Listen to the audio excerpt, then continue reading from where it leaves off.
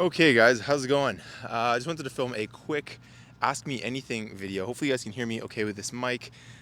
Basically what I did was I went on my Twitter account and I asked you guys if you had any questions. I asked it a couple different times, and so I kind of just took some of these questions, compiled them, wrote them down. I'm going to answer them for you in a short video. So here we go. Okay, first question was about my top 3 habits for staying focused. Okay, so this one, top 3 habits, I would say my number 1 is going to have to be early mornings. Like in general, right? We can talk about getting focused or staying focused in the moment, and that's awesome, but it's also about having a routine that keeps you focused over a week and over a month and over years, right? And so for me, early mornings has been one of the biggest ones because that's just when no one's awake. When no one's awake, you get so much more done. And again, you might be someone who wants to stay up late at night, but for me, number 1 for staying focused is going to have to be early mornings. Just because you're not disturbed, and there's so many things that get in the way that can't disturb you if they're not awake or around to do so. So that's a huge one. Next is, I would say, using a focus tunnel. So if you guys haven't seen any of my other content, I'd say focus tunnels are huge. It's basically just a 90-minute period, which is the best kind of amount of time because that's kind of synchronized with the way the brain already works. The brain basically has 90 minutes of focus. This is what studies kind of show us until it needs a bit of a break and kind of relax. And it can do that 2-3 times a day until the quality of that focus tunnel begins to degrade. And so focus tunnel is the next one. And then the last one, top 3 habits.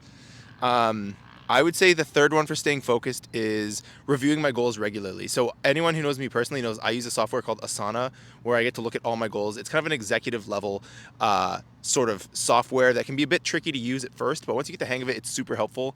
And just reviewing those daily, seeing where I'm at with my goals keeps me very focused because I remember why I built these goals in the first place, why I have them, and why I pursue them every day. And so that's kind of a global, kind of higher 30,000 foot view of how to stay focused is when you keep the goals top of mind. So the next question we have here is books that have influenced my journey. Okay, instead of giving you a whole bunch, I'm going to give you maybe 1 or 2, okay? One, I would have to say, is The Meditations by Marcus Aurelius. I studied philosophy in university, believe it or not, even though now I'm currently in business. I'm a COO, for anyone who doesn't know. So the Meditations by Marcus Aurelius essentially is just a book of one of the greatest emperors of all time who basically wrote a personal diary that he never intended to be published, but after he died was discovered and published, and it has basically his personal writings and his personal teachings, again, to himself for how to operate as an emperor, really.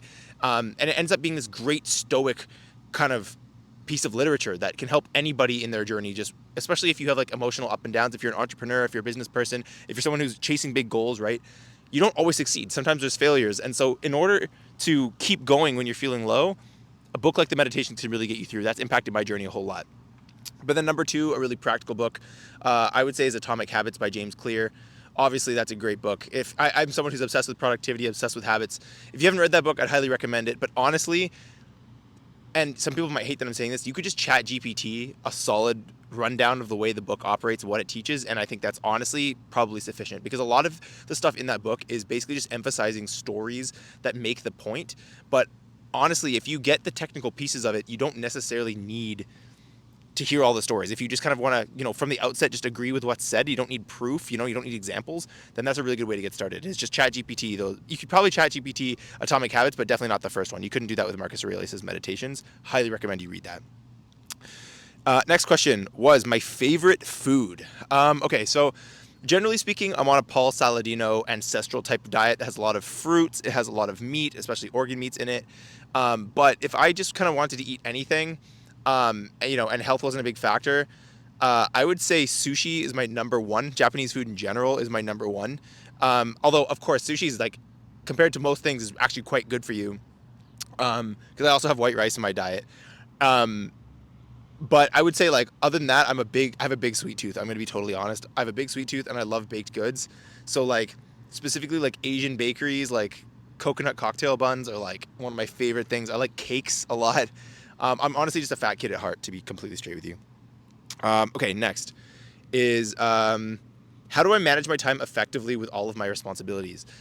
Again, kind of the things that I mentioned about the habits with respect to staying focused, those apply.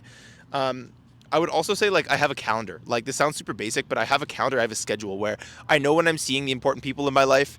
I know when I'm seeing, friends, loved ones, et cetera, et cetera. I know when I'm working. I know my hours. And here's another thing that I do. How I manage time effectively. I plan tomorrow today. Almost every single day, my day ends with me knowing the way the next day starts. And normally that's pretty easy because I have a routine. So when you have a routine, you kind of just know what you're doing automatically. But if you don't know specifically what you're doing, then on top of that, what you could be doing is just planning out your tomorrow in Google Calendar. That's a tool I use. You could use your phone, use whatever works for you. I'd recommend using whatever has the least amount of friction. Okay, whatever the thing is that you're happy to just pick up and start using and you don't need to learn your way around and whatever, that's what I would use. That's what I use to plan my time and manage my time effectively. Just the easiest thing, which for me is Google Calendar because that's what we use at the company, and so that's just kind of what I've adopted into my personal life as well. Okay, next. This is kind of a deep question, damn. Okay. How do you capture more of the value you create in the world? So I'm going to share with you something that our CEO shared with me on our second time we ever met. This was years and years and years ago, because he's also one of my best friends. How you capture more of the value that you create is, well, he basically, let me put it to you this way. He basically gave me this idea that there are people that have a rich man's mindset and a poor man's mindset, right? Or a rich person's mindset and a poor person's mindset, if you're a female watching this. Now, the difference is that a poor man wants to hide everything from the world. They think that they can achieve success by themselves, and they want to hide all their resources, all their knowledge, all their learnings, all their everything from everybody. But that's what a poor man does. But a rich man understands that the more he shares, the more he enriches and empowers his own community and his own network, which is the network that he is a part of.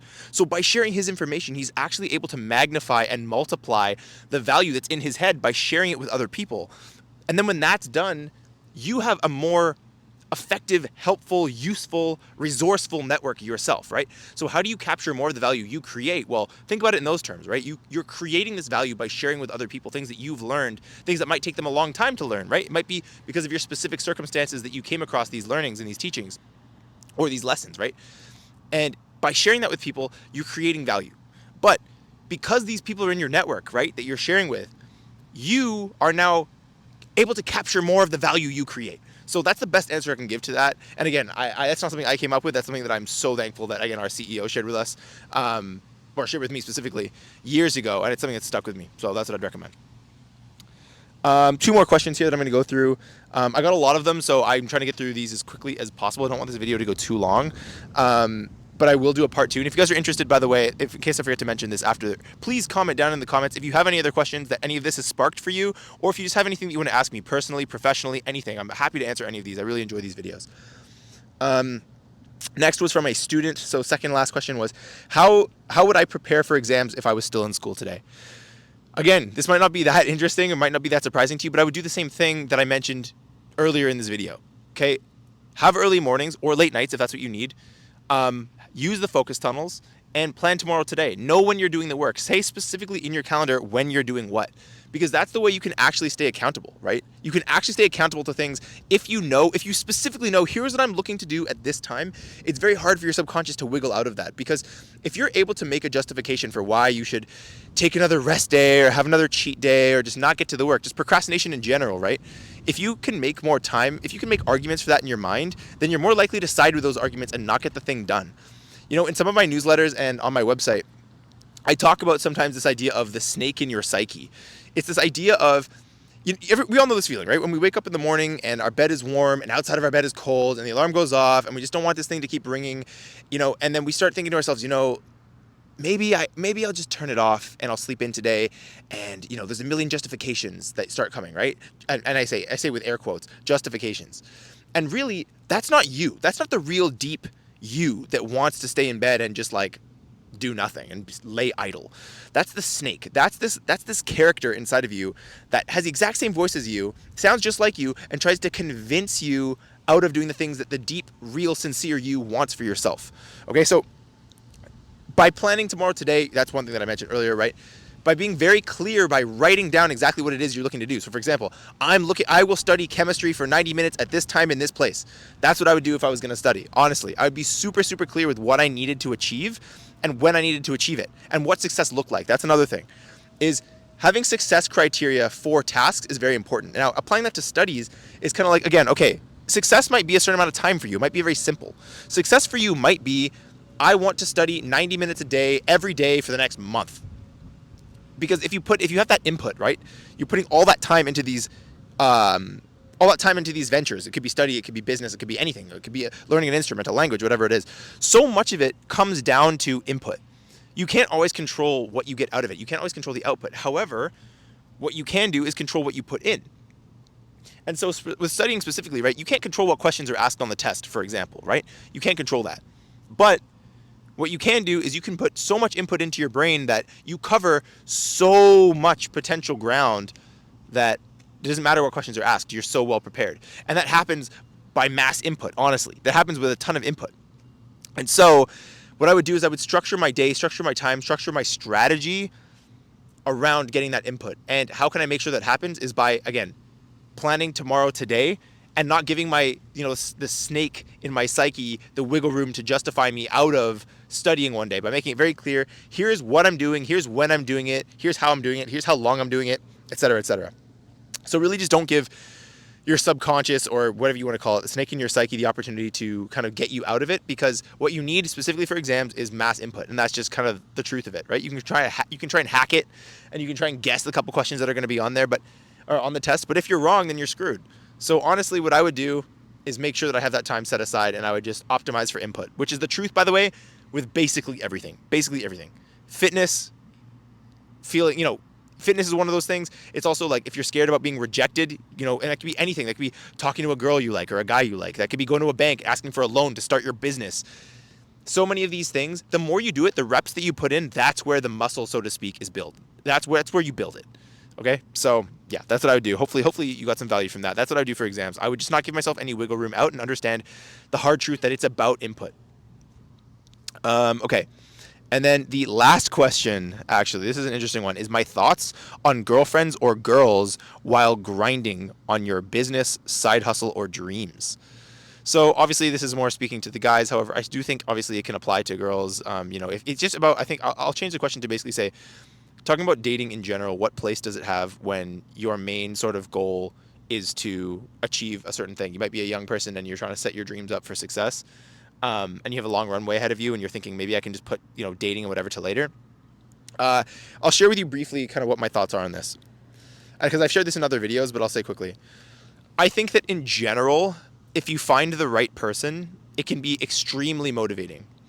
And that means if you find the person who supports you the way you need to be supported, it can be a secret weapon unlike any other. So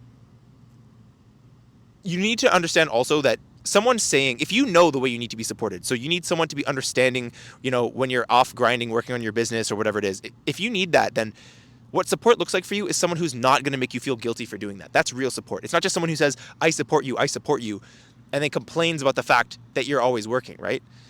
That's not helpful. That'll actually draw you away from what you're doing, right? Because a lot of other creators will talk about how it's a distraction to be dating, and that's totally true in certain circumstances. However, it is the case that if you meet the right person who can be supportive and you guys can really grow together and they're complementary either in their hard skills, they might know something that really helps you. So for example, if you're starting a business and you're dating an accountant, might be super helpful, right? But also in their soft skills, which in some cases are even more important, honestly. It's someone who might not know what you need in your business or whatever, but they're your personal cheerleader. Male or female, doesn't matter. They're so excited by what you're building and who you're becoming that it motivates you to prove them right? They believe, they're like, wow, I'm dating this guy or I'm dating this girl that is truly going to either change the world or accomplish their dreams, right? More that can be said for most people, right? Because most people just give up on their dreams, honestly. But if you're dating someone who is so sure that you're going to become that thing, or so sure that you're on the path, or that you already are that thing by just every single day pursuing what you want to pursue, you don't want to prove them wrong. You don't want to show them wrong. And so what you do is you become that person. You become that person who, just like they envision you, the person that's really grinding and just, you have the answers to the world's problems, and it just comes by your discipline and your motivation and whatever it is to do your big sort of mission on earth, then you align your actions with that behavior. You align your actions with their vision of you. And that's what can be the most powerful thing, right? So you can kind of safely ignore all these creators that say, oh, stay single until you're 30, dude. Stay single until you're 40, dude. Like, stay single until you have multi-million-dollar business. Look, so many very rich people ignored that advice, and they're rich nonetheless. So it really comes down to, it's very individual, but you can't categorically say, have a girlfriend, don't have a girlfriend. Have a boyfriend, don't have a boyfriend. You can't say that. It depends on the person, it depends on the circumstances. But what I will tell you from my own experience is support comes in different varieties. And if the variety of support that your partner gives you is the kind that you need to become your best self, and you're happy more often than not, if you're happy more often than not, then yeah, I would say it's a pretty big superpower when it comes to achieving your goals. It's not a distraction because it's a huge pillar of life that you're going to need eventually. And if they're there early to support you through this huge thing that you're building, no matter what that is, it could be a project or just something of yourself.